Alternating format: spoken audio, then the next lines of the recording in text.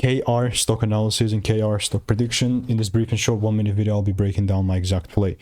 Looking at Kroger Company, I'm just looking to double down on this. Like, I appreciate it a ton. Like, I like the bullishness and everything, but I haven't caught up, you know, to making a video on this in a while time, because I've been just, I don't know, I kind of abandoned it.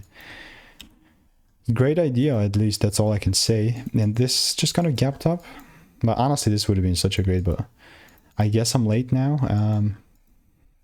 The only way that I would approach this is if it pulls down and gives me the shift, and if not, well, I guess I'm not gonna be buying.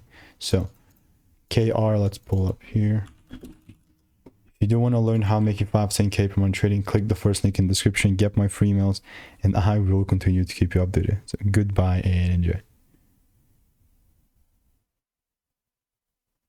Yeah, it's free insights, so see ya.